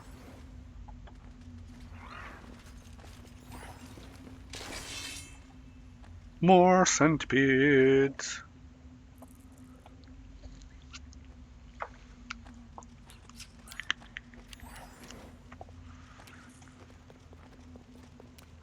Spitting giant centipede. I like the way that these things always run at me because I don't like the sound of spitting centipedes.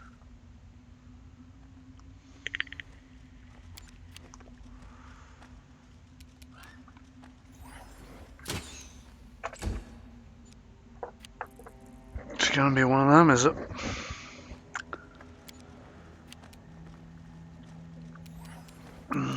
Stab the spitting centipede. There we go. And I've rolled a 2 and still hit. I didn't deserve to kill that thing. They go down! There we go. That's a proper hit. Onwards!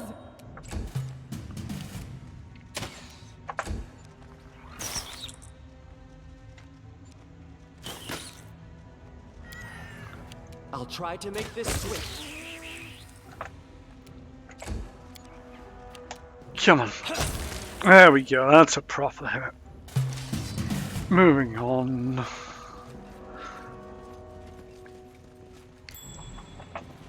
Oh, hello. You see that? A secret sanctum hidden from prying eyes. Ooh, shiny stuff. Anything else in here? Food stuff.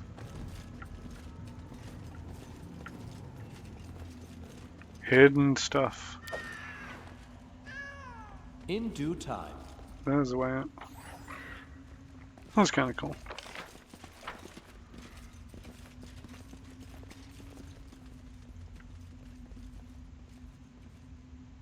I missed a turning. Oh, that's gonna bug me. Alright, everybody back to the turning.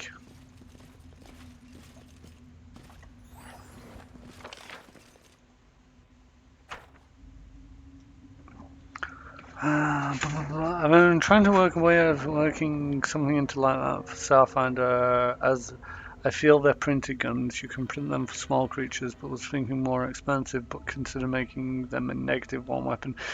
It would depend on whether any diminutive needle-focused adventurers would be looking into that kind of thing. The thing is, she actually doesn't. She has the elf fin, which allows her to wield a single one-handed human-sized weapon. That's her shtick.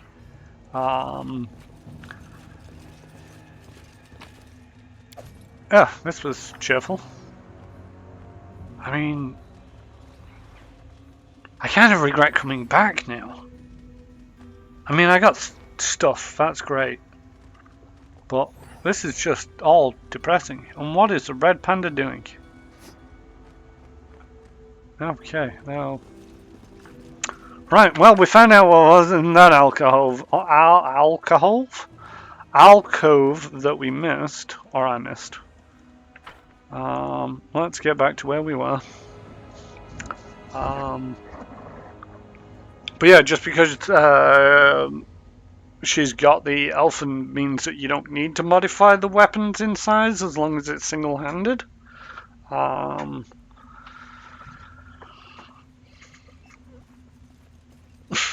Alcove of Wonders and Bones. It's like, well, we did wonder what was there, but now I regret life choices in going back and finding it. It's like, some things were better left probably undisturbed.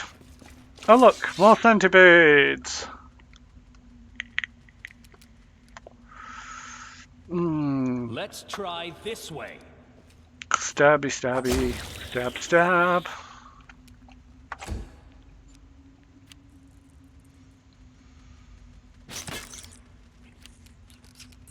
So it's come to this. Yes, it has. You deserved it.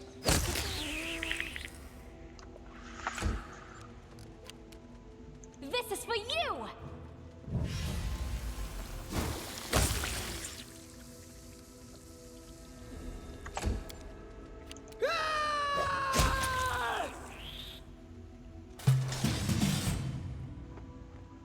What? Why is the thing all the way over there now charging at me, and why is it tremendous? That doesn't sound tremendous. Tremendous is supposed to be fun things, not horrible, horrible, scary things. Oh, we're surrounded.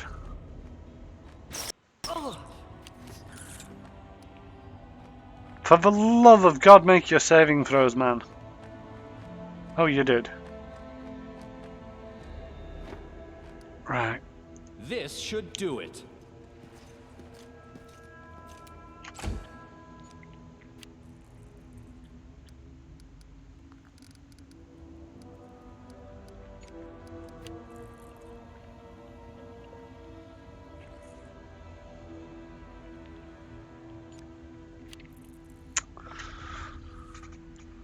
Well, good thing these are weak.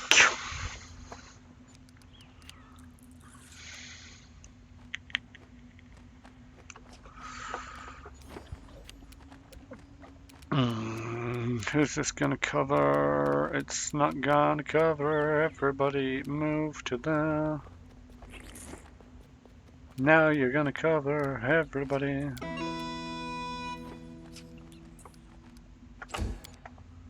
Right, I'm going to take out the ones back here.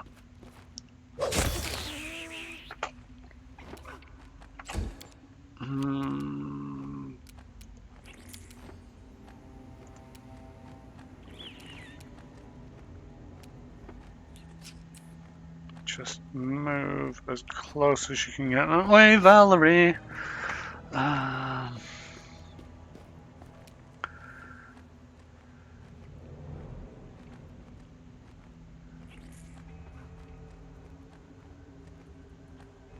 Yeah, I suppose there is sort of like the interest in larger things, but at the same token, it's sort of like, you know, it's one of them where it's sort of like the whole part about the Alpha Network is that if you want to wield larger things, you need to find more. I can't remember what her race. Raxenlight. There we go. To join in, and that's how they get away with wielding larger things if they wanted. And I totally forgot you were in 5 feet. Please don't hit me. Octavia,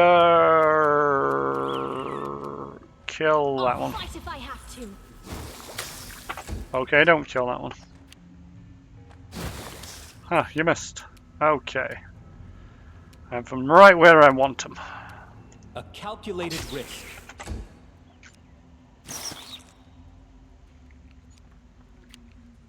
I am not a tank. Oh, that was painful. Oh, and that just straight up did dex damage. Any last wishes? Yes, for you not to do that. Right, I'm ready. Quickly. There we go. Great stuff. We got any more movement in you? No, we don't. Valerie, get in there and start making him, and just move up and attack that one. And also, you know, in Pathfinder, the very concept was you made it smaller to be wielded by somebody, but it explicitly did less damage. Therefore, you know, the fact that she can wield a standard-sized weapon for standard-sized damage, if you were to reduce the size of the long arm so that she could wield them, it might actually then make it sort of like reduce damage to the point where it's sort of like weaker than the pistol itself. Calm down. That's... Yeah, you're not dead yet, but you're getting there, mate. This is where I step in. Ah, jeez. Bring it. And also what's crippling about the damage being done to me is some of it is dex damage. Giant centipede once per round, 2 consecutive saves, and you are not making those saves. Stay behind me. Luckily you've got 20 I'll dex. try to make this swift. This Get rid of that one. Oh, okay, don't then. Stab Let's that one. try this way. Don't die. Wounded. Could you just make the save?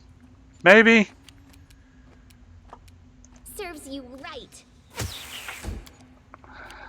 Tear them apart. Wow, you're tough. Let us strike as one. So it's come to this. Alright, one of these spells might do something. Why do I not have spells for this? Enlarge isn't going to help. Nope.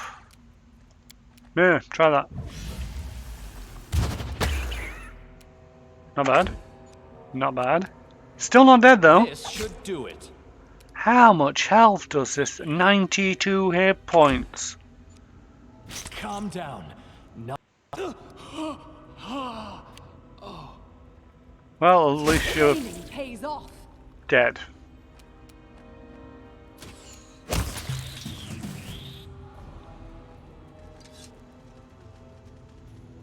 I know what to do. death's door. Characters at death's door. An escape from a deadly blow by sheer luck. If their hit points fall below their constitution, they will truly die. This condition can be removed by visiting a healer at a capital or by greater restoration. I do not have access to greater restoration. That is not far. That is not good. Your spells are a mess. Also slightly concerned with how much dex damage. Oh, that's brutal.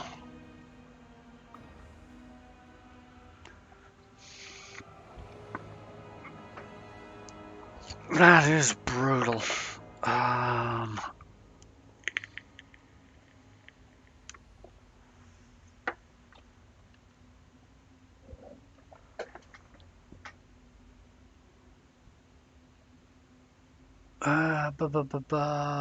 wonder if you were you could kit yourself out with a more heavy-duty Elfan. If you fancy learning more about the Rexlites, there'd be a whole section of them in the back of the Attack of the Swarm book too. No other pages. Yeah, -8 dex. Thanks to this dex damage. And his spellbook, Tristan's spellbook. Lesser restoration does 1d4. So knowing my dice roll, I need to be about 3 days if I can cast that 3 times. That's painful. Let's put 2 lesser restorations out because he's got dex damage. He's got dex damage. This is not great. Before I forget, change you over to the crossbow. You're not getting into melee combat with 12 hit points. Confide in me. Let's have a channel divinity. And channel positive energy even. And let's go see what this loot is. I might head back to... See, I don't really want to crawl all the way out of this dungeon. Light pickaxe and a Restock Paladin's crumpled helmet. Ooh, an agile light pick. Info.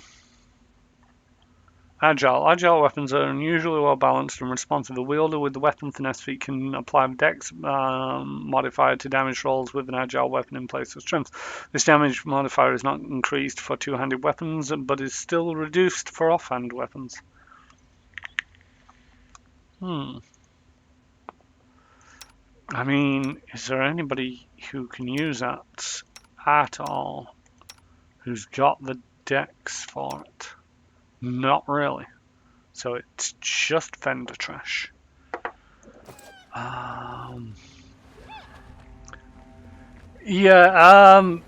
Jay, what might be better is if for the Attack of the Swarm stuff, if you wanted to distribute, that is open up the PDF, select print to a PDF. I don't know if you have that option on Macs.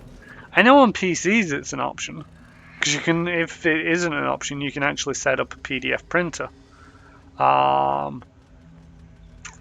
Is it magic causing the dex damage? No, it's poison. It's poison from these centipedes that have been wandering around and making a mess of us. So yeah, it's not that I don't want to read it, it's just the fact that if I pick up the book, I've got to find the pages, and if something catches my eye, then I might be tempted to go and look a little bit further.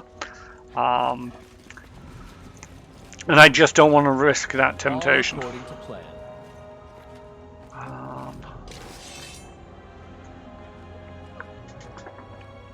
You know, and them little, it's one of the annoying things I've found about you running Attack of the Swarm is that I've not been able to look at the back of the Attack of the Swarm books and look at all the goodies I can get. And why are you focusing on me? You can't stop me. There was a perfectly good tank in front of you, and why did you have to attack me? I mean, it's not like you hit or anything. They go down!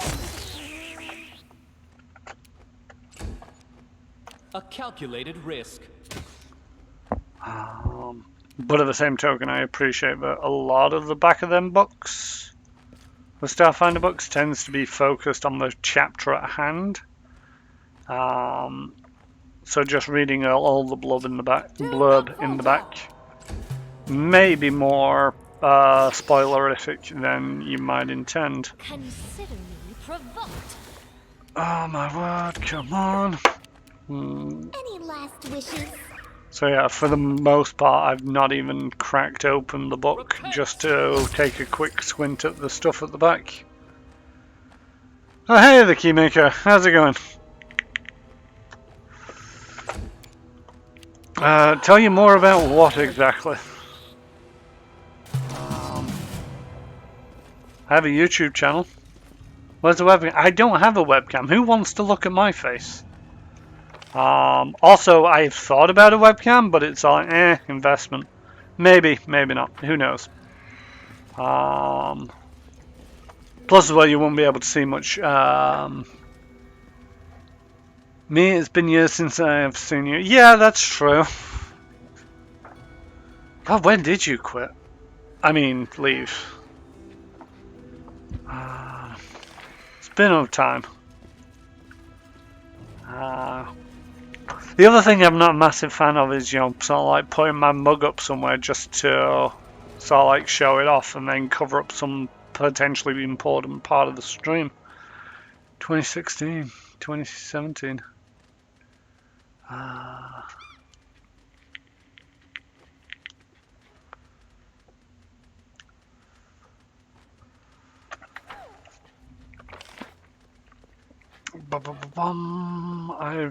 could go back up to the surface. I don't really want to. I am not Something looking bothering healthy you? though. And I'm running out of healing. I wrote it like I saw it. Yes. That's not too bad. That was actually a pretty good healing word.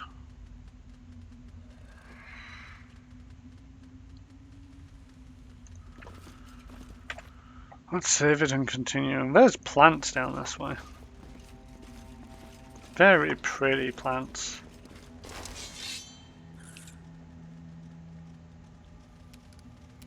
This is where More giant centipedes.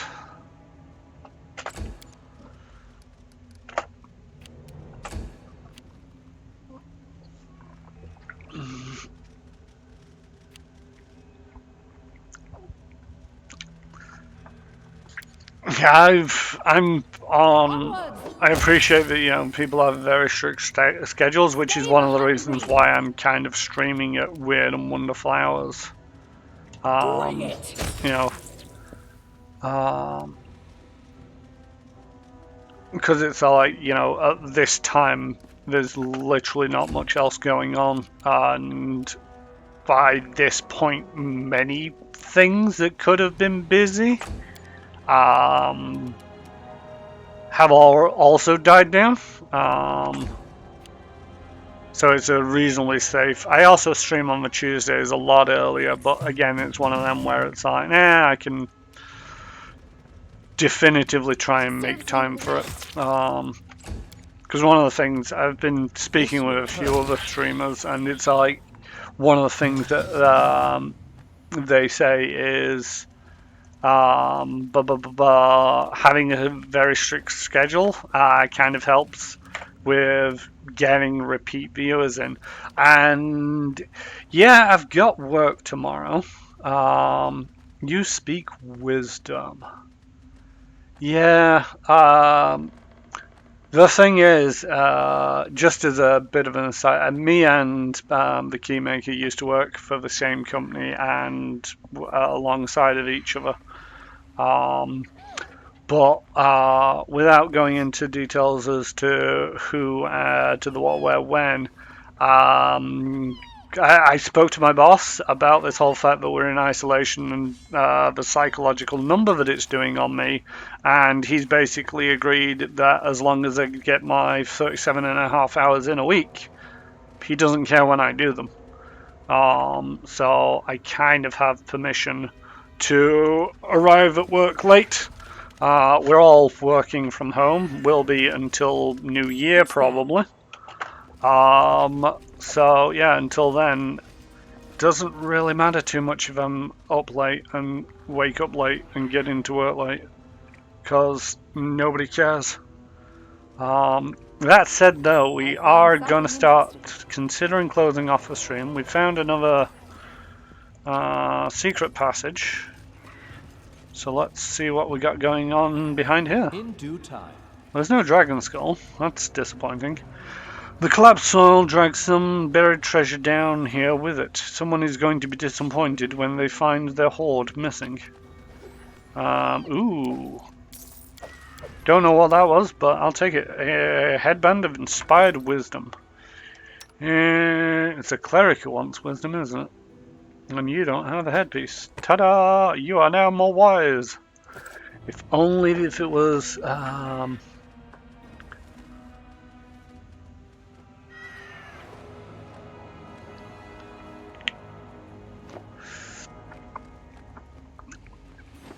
You haven't worked for that long in so long, so then how come you're not able to stream? That's my question.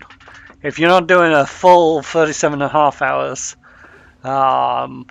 why don't you have time to stream? I'm joking. I appreciate that there's probably something else going on.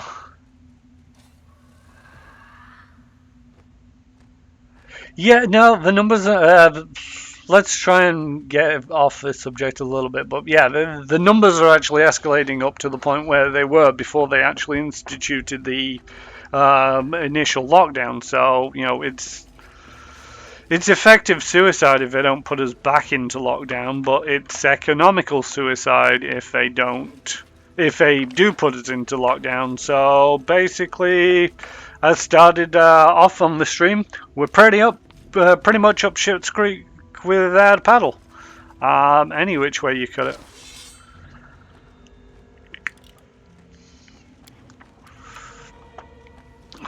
You forced my hand. You know, I think one of the main problems, especially over here, is it's all like people are sort of like, now that lockdown is over, it's all like, oh yay, we can go back to doing our lives. You started your business and then started another one and then acquired a kitchen company. I mean, that just sounds greedy if you ask me. Although you say kitchen company, you do kitchens?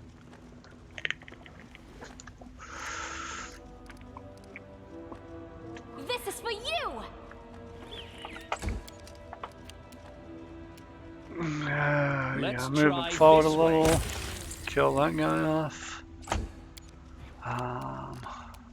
You deserved it. Yeah, I suppose to a certain degree that's another thing. Bespoke kit, rivaling a company called Town Howler. Never heard of them. Let us strike as one. But I generally live under a rock, so I've not heard of most things. Bum bum bum. I'll try to make this swift. Tear them apart! Oh look, more centipedes. I'll fight if I have to.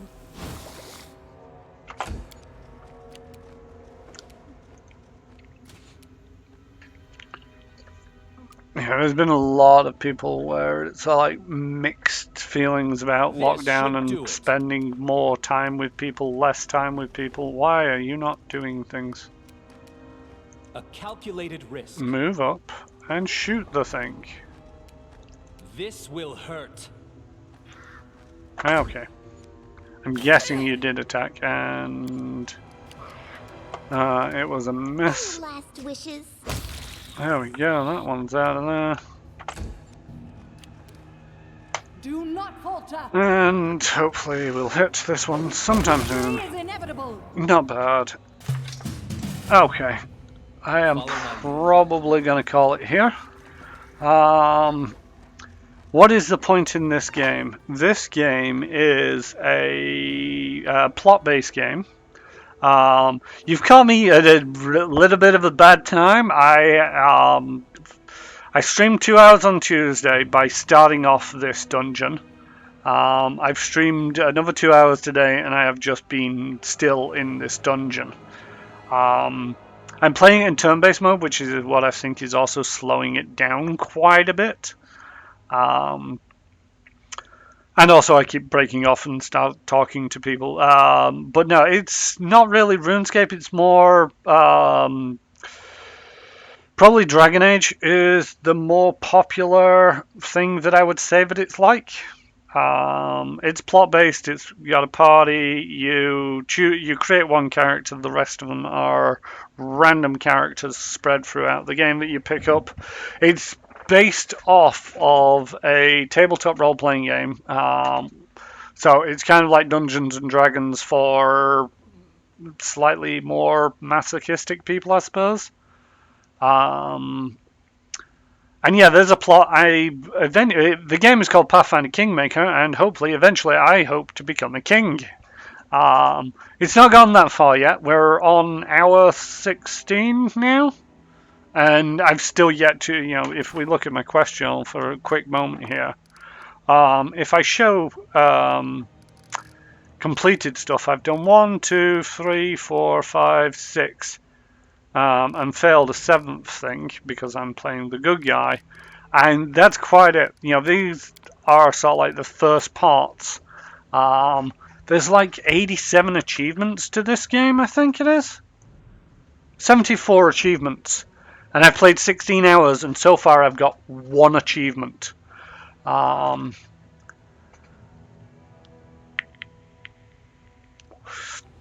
Yeah, I did see that they were doing the whole getting out and walking around in Elite Dangerous. The thing is, until they actually start doing a little bit more with it, I'm not entirely sure if I'm going to go back to Elite Dangerous. I probably will at some point, but who knows. Anyway, I am going to wrap the stream up here. Let me save it before I forget to save. That's always a thing that I need to do.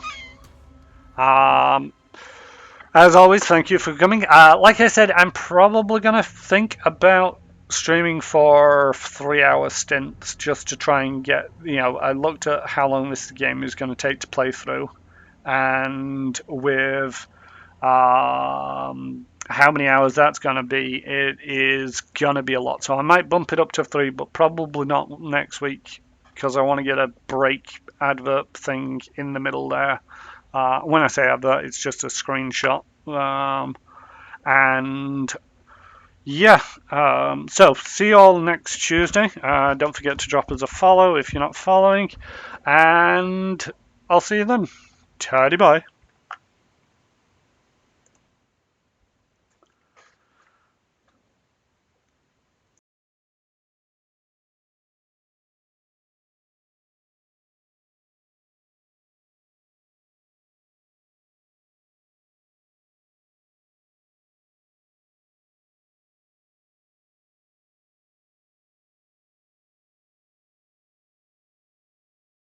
Oh yeah, that's what I'm supposed to do. I'm supposed to tell everybody that I'm gonna go raid a friend of mine who is streaming now. They're playing a tabletop role-playing game called Starfinder. So yeah, give me a moment to remember how to do that.